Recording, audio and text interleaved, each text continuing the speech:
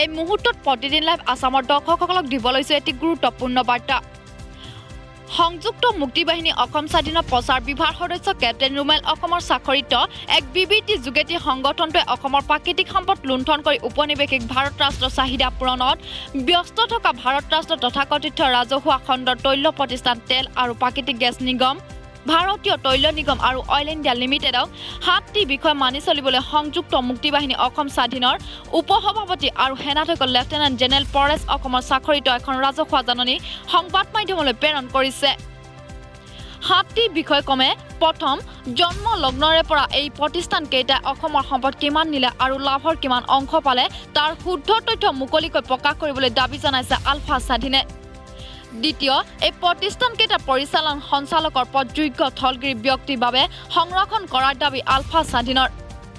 তৃতীয় এই প্ৰতিষ্ঠানকেইটাৰ চাকৰি মকলৰ বাবে সকলো ধৰণৰ যোগ্যতা নিয়মীয়াকাৰী পৰীক্ষা অনুষ্ঠিত কৰাৰ লগতে চাকৰি ৯৫% কেৱল থলগিৰি সংৰক্ষিত থাকিব লাগিব বুলি দাবী আলফা স্বাধীনৰ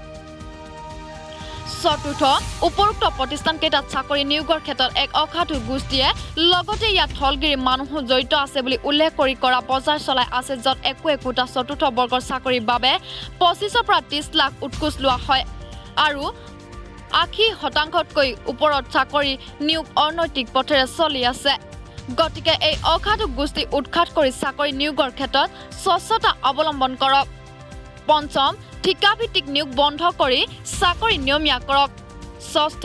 অসমৰ গাঁওসমূহলৈ পাইপ যোগে ঘৰে ঘৰে ৰন্ধন গেছ যোগানৰ ব্যৱস্থা কৰাৰ লগতে অসম প্ৰাকৃতিক সম্পদ লাভ অসমবাসীয়ে ভোগ কৰাটো সুনিশ্চিত কৰক সপ্তম উল্লেখিত প্ৰতিষ্ঠানকেইটাই অসমৰ বিভিন্ন দল সংগঠনৰ উৎসৱ পাৰ্বণ আয়োজন কৰিবলৈ দান বৰঙণি আগবঢ়োৱাৰ বিপৰীতে অসমৰ সামগ্ৰিক বিকাশৰ লগতে বানপীড়িত তথা প্ৰাকৃতিক দুৰ্যোগৰ প্ৰতিত আত্মজনৰ সহায়ৰ বাবে প্ৰতিটো প্ৰতিষ্ঠানে প্ৰত্যক্ষভাৱে বছৰি ৫ কোটি টকাকৈ আগবঢ়াব লাগিব বুলি জাননীখনত উল্লেখ কৰিছে জাননীখনৰ শেষত উল্লেখ কৰিছে যে তেল আৰু প্ৰাকৃতিক গেছ আয়োগ ভাৰতীয় তৈল নিগম আৰু অইল ইণ্ডিয়া লিমিটেডে অনাগত দিনত যদি উপৰোক্ত বিষয়কেইটা মানি চলিম বুলি ৰাজহুৱা প্ৰতিশ্ৰুতি প্ৰদান কৰক আমাৰ উপৰোক্ত চৰ্তসমূহ উল্লেখিত প্ৰতিষ্ঠানকেইটা মানি চলিলে প্ৰতিষ্ঠানকেইটাৰ বিৰুদ্ধে আমি অনাগত দিনত অনিৰ্দিষ্ট কাললৈ সামৰিক অভিযানৰ পৰা বিৰত থাকিম অন্যথা থলগিৰি সহযোগত সশস্ত্ৰ প্ৰতিবাদৰ বিকল্প নাথাকিব জাননীখনৰ 7টি বিষয় পুনৰ জনাইছো প্ৰথম জন্ম লগ্নৰে পৰা এই প্ৰতিষ্ঠানকেইটাই অসমৰ সম্পদ কিমান নিলে আৰু লাভৰ কিমান অংশ পালে তাৰ শুদ্ধ তথ্য মুকলিকৈ প্ৰকাশ কৰিবলৈ দাবী জনাইছে আলফা স্বাধীনে দ্বিতীয় এই প্ৰতিষ্ঠানকেইটা পৰিচালন সঞ্চালকৰ পদ যোগ্য থলগিৰি ব্যক্তিৰ বাবে সংৰক্ষণ কৰাৰ দাবী আলফা স্বাধীনৰ তৃতীয় এই প্ৰতিষ্ঠানকেইটাৰ চাকৰি মকলৰ বাবে সকলো ধৰণৰ যোগ্যতা নিয়মীয়াকাৰী পৰীক্ষা অনুষ্ঠিত কৰাৰ লগতে চাকৰি ৯৫% কেৱল থলগিৰি সংৰক্ষিত থাকিব লাগিব বুলি দাবী আলফা স্বাধীনৰ